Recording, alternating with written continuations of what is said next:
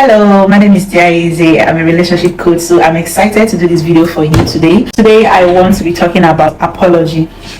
Apology is a very necessary tool that each and every one of us we have to learn it and know how to render it properly, because as human we cannot avoid making mistakes. We cannot avoid unintentionally hurting our partner or sometimes intentionally hurting them. But the basic thing is to show and render a proper apology. Most of us don't know how to render apology. Some people will err and they will just come and say sorry, or yeah, sorry now, or I am sorry. Apology goes beyond that. It doesn't just have to say you are sorry. In rendering a proper apology, these are the steps that you have to follow. Number one, you have to accept that you were wrong and say sorry. You have to accept that what you did was not right.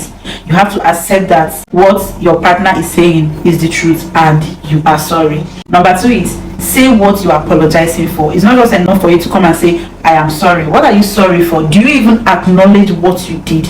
You have to know what you're apologizing for. You don't have to make them feel like, okay, I'm just apologizing because you want me to apologize. You have to truly acknowledge the gravity of your offense, what you did, and know that, okay, yes, this thing I did, it doesn't sit well with my partner and I am sorry about that. Number three is you have to acknowledge how they feel.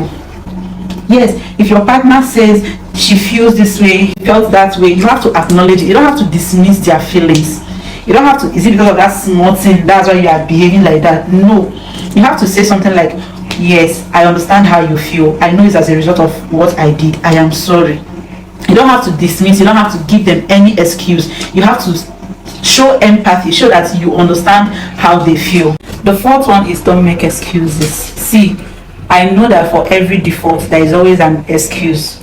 Don't make that excuse the moment you're apologizing. You have to wait until your apology has been accepted. Then you can now start telling them, okay, this was what happened, this was how it happened.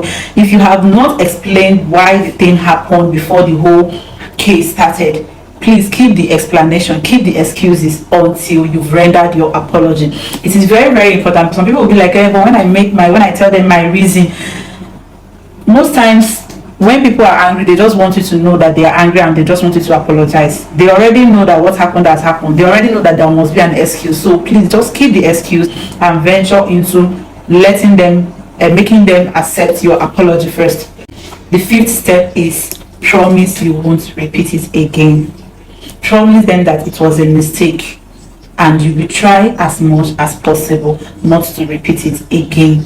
Please, when you are promising not to repeat it again, actually don't repeat it again.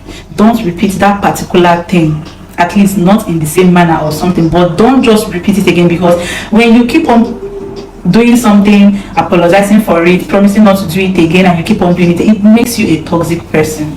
It makes you a very, very bad person.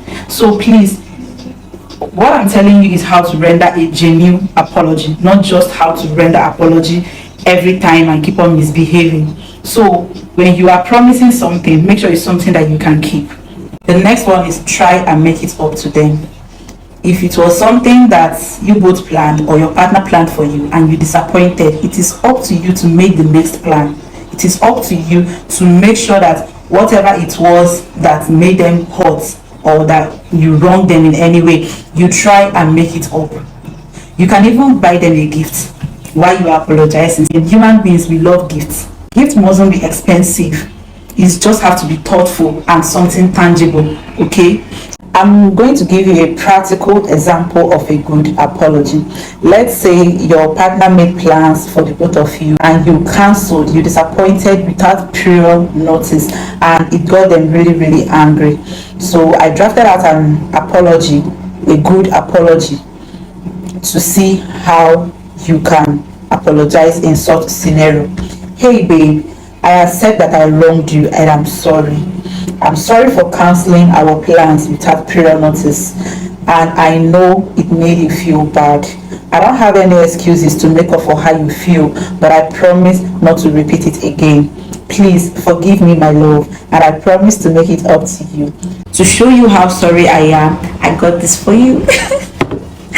I mean, even if no matter what you must have done to your partner, if you render a sweet apology like this, there is no how it will not suit their heart first.